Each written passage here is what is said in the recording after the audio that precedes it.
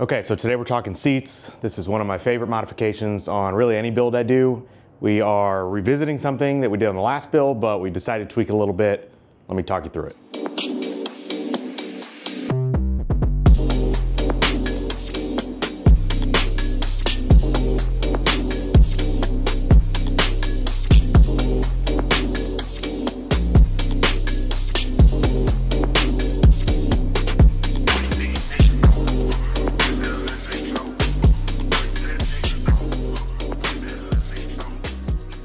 All right guys, so I'm gonna walk you through what we decided to do for the 997. If you watched the E46 M3 video, you know that I did Recaro Sportster CS seats in that car. And then I had those custom covered by AMX in a cinnamon leather.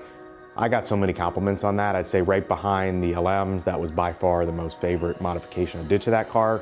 So we're gonna run it back a little bit, as you can see here, but let me talk about sort of a few reasons that I decided to do the Recaro Sportster seats again for this car. Number one, these things just feel great. What I realized with the E46 is that these seats have a perfect blend between firmness and sportiness with the higher bolsters, sort of the firmer feel, obviously the overall look, the fact that these come in and sort of hold you in.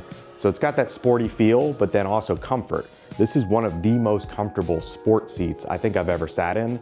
This seat is really perfect for longer drives. So if you're gonna drive 2, 3, 5, 6 hours to like a car event, for say a weekend, something maybe like DRT or Luft or Amelia or Car Week, or if you're gonna be in the mountains doing like a half day or full day drives or maybe multiple day drives, this seat is still easily comfortable enough to do all those kind of drives and not have your back start hurting or your legs start hurting or your circulation start cutting off or any of those things you commonly get with like really sporty sport seats. So that's number one. Number two is the look. And so I just love the look of this seat. I think these things look spectacular. And so for the 997, obviously look a lot of people dream of or would love to go for is like a sport bucket look. That said, sport buckets for the 997, if you ever researched, are crazy expensive. You'd have to get them from a GT car. Probably gonna run you like 15 grand for a set of those. So I like the Sportster CS because it has kind of that sport bucket look. It's got the openings here. It has kind of a similar profile up top. It has very similar lines and those kind of things, but obviously for a much different price point. I mean, these can be had for, a couple $1,000s if you shop around.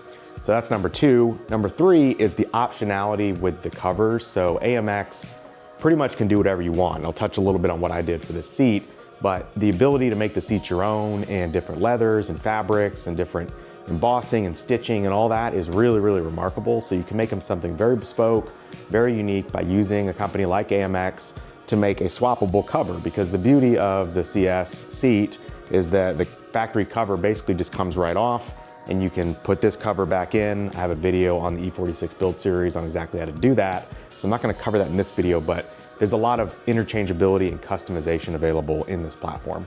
So moving on to this seat in particular for this build. So we got the Sportster seats and then had AMX make this cover that I think just turned out so well. So we decided to go black leather. The rest of the interior is black. That certainly made a lot of sense. Then I decided to do a genuine Alcantara insert here in the middle.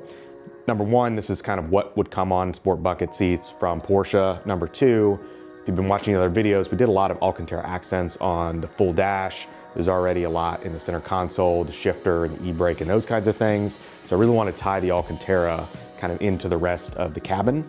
So we did Alcantara in the middle, and then I decided to do a custom embossing here. So this is the logo I use for the channel on socials, Instagram, YouTube, what have you. That 911 South crest, just a simple Porsche crest, nothing in the side. So, AMX was able to make a sort of custom die and stamp and emboss this logo for me when I sent them a file, which is a PDF, which was super cool. And then along the outside here, we went with a speed yellow deviated stitching. So obviously, if you've been watching, again, the build series so far, we've got the PCCBs that are in speed yellow. We've got the RS door handles. We've got the stripe on the steering wheel, and we are working on swapping the seat belts with a custom reweb from Seatbelt Planet in speed yellow. So this is the last speed yellow touch we're gonna do in the car. I did opt for a single stitch. You can do this in a double wide line. I felt like that was a little too much. I wanted to kind of just keep it restrained. Yellow is a very bold color, so I didn't want too much yellow. So we just did the single stitch all along here. And then the last thing I did was picked up these carbon fiber backs. And so I wasn't planning on doing this, but I found these online from a gentleman who happened to be like 10 minutes away. A lot of companies make these carbon fiber like custom overlays you can put on your seats, Recaros, things like that. He happened to be selling a pair pretty reasonable. He was really just trying to clear out the garage and just get rid of them. So I got these backs, which I actually am super happy with. I do think this, again, takes it just that one step closer to like the carbon bucket look, for obviously a different price point, which was kind of the intent. And the one thing I did do is that these were in gloss carbon. I'm not really a big carbon fiber person, admittedly. And I feel like gloss carbon, I don't know, maybe it's just like overused a little bit, or I don't know, in the right setting, it can definitely look good, but I didn't really want a huge panel of gloss carbon. And so I actually took these and refinished them myself using a Eastwood 2K matte clear coat. So if you watch some other videos, you know that Eastwood makes a 2K clear coat that is almost like paint shop level. It's in a can, but it has two parts and it's catalyst and all this technology to basically give you like a paint shop quality clear coat job. So I took their matte or satin finish and I refinished these, lots and lots of coats, really, really slow, nice and even. And it turned out, I think, just really great. So I think matte carbon looks super sharp. It's a very classy sort of way to do carbon.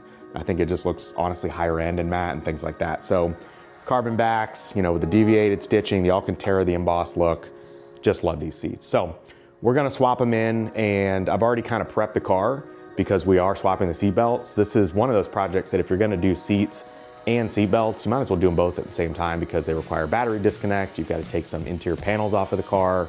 It's a lot easier to do the seat belts with the seats out of the way and so on. And so anyway, you'll see that we've got kind of two projects simultaneously. The seat belts will be their own separate episode, which we're obviously documenting as well. But we're gonna go ahead and start popping these in, kind of show you what they look like. The one thing I will run you through before we do that is the sort of system I went with. So on this one, I decided to use the planted seat bases. So these are very popular. They're set up for Porsche. So they've got the holes, front and back. They basically line up perfectly to the 997. So these are planted seat bases. And then just the standard manual Recaro sliders on this one. I'm fine with manual sliders, to be honest. And so it's got just the manual Recaro slider with the inside bar, not the outside bar, and the one that mounts along the side rails here, not the piece here. So it's basically an undermount or flat mount, floor mount versus a side mount. So they do make a set of rails that comes up that's designed for different types of seats that have holes here. So just be careful you're not getting the tabbed versions that come up on the sides, you get into flat versions. With that, I'm gonna go ahead and put this system in. It's just the 4 bolts. We'll show you kind of how they look in the car once I get everything installed. Okay, so we should be able to do this particular project in just a few easy steps. A lot of what's making it easy is the fact that I'm going with manual sliders. So the first thing we're gonna do is disconnect the battery, which of course is up here in the front of the car. Now, this is really designed to avoid airbag warning lights on the dash. The idea is if you were swapping these seats out for something that has occupancy sensors and airbags and whatnot, is let's say it's base seats and you're putting in these sport seats, the car gets disconnected, it doesn't realize anything's disconnected, you plug everything back in, then you plug it back on the battery and it doesn't know the difference. Now in my case, I'm pretty sure I'm gonna throw a code anyway for airbags because I don't have occupancy sensors, I don't have airbags, all that kind of stuff on the Sportster CS.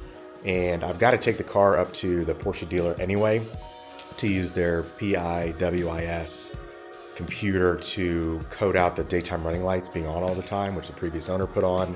So I'm going to have him address the airbag settings then anyway. So we'll do that. But basically, you want to first unbolt what's connected here because you need the power slider to remove what you see down there. So we're going to get those off. Obviously, these two are visible.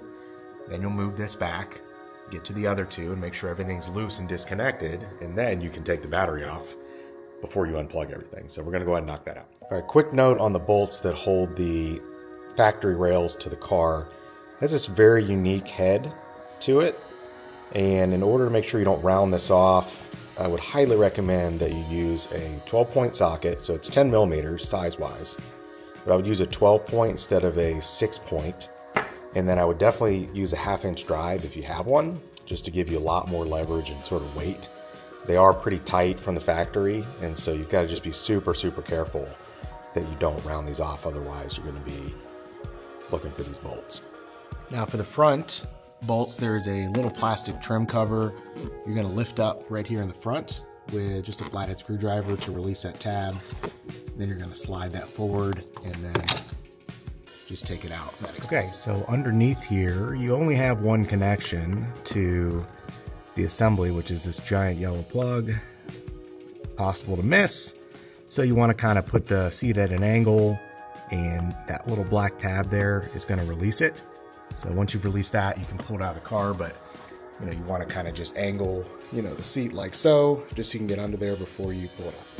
All right, we've cleaned these out, gotten everything prepped. Here are your 4 holes, 1, 2, 3, 4. The slope sides of that adapter go in the front, so we're gonna go ahead and pop these in.